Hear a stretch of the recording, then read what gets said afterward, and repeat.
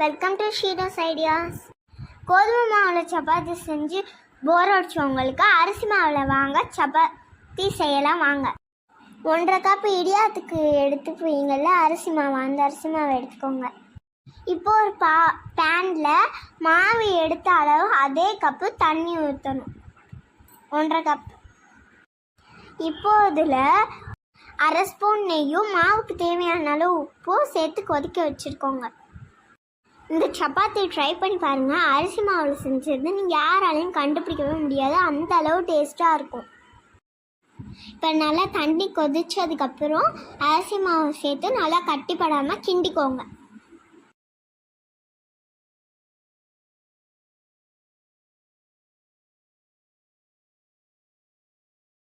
பாருங்க, இப்படி நல்லா கிண்டிட்டு ஒரு 5 நிமிஷம் அடுப்பை ஆஃப் பண்ணி மூடி வச்சிருங்க.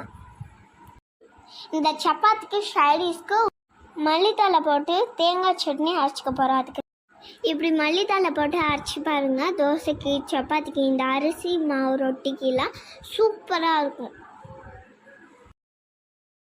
இப்போ மூடி வச்ச மாவில் கொஞ்சமாக இஞ்சி துருவல், கொஞ்சமாக கொத்தமல்லி, ஒரு மிளகாவை நல்லா குட்டி குட்டியாக கட் பண்ணி போட்டுக்கோங்க. இப்போ நல்லா பிசைஞ்சிக்கலாம்.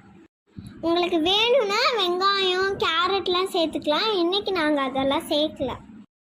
மாவு சூடாக தான் இருக்கும், உங்கள் கை பொறுக்கிற அளவுக்கு நீங்கள் பிசைஞ்சுக்கோங்க. நீங்கள் பிசைய சப்பாத்தி மாவு மாதிரியே வரும். நல்லா பிசைஞ்சிட்டு லைட்டாக எண்ணெய் தடவி மூடி வச்சுருங்க. இப்போ அதை சின்ன சின்ன பால்ஸாக உருட்டி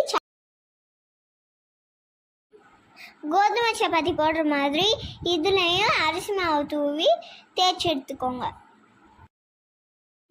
என்ன ஷேப் சரியில்லாமல் இருக்கேன்னு யோசிக்கிறீங்களா? நீங்கள் உருட்டி வச்சுருக்க பாலை கையில் அமைக்கி உருட்டி தேய்ச்சிங்கன்னா தான் அந்த ஷேப் வரும். இல்லைனாட்டி இந்த மாதிரி ரஃப்பாகவே தேய்ச்சி ஒரு மூடி வச்சு கட் பண்ணிக்கோங்க.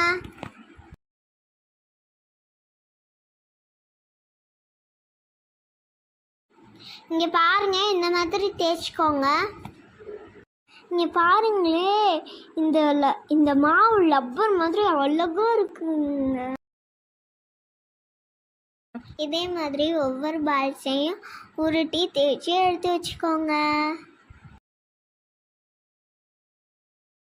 இப்போ ஒரு பேனில் நல்லா ஹீட் பண்ணி ஒவ்வொன்றா போட்டு சுட்டு எடுத்துக்கோங்க. இதுக்கு எண்ணெயே தேவையில்லை. எண்ணெயே ஊற்றாமலே இந்த சப்பாத்தி சாஃப்டாக வரும் ஃப்ரெண்ட்ஸ்.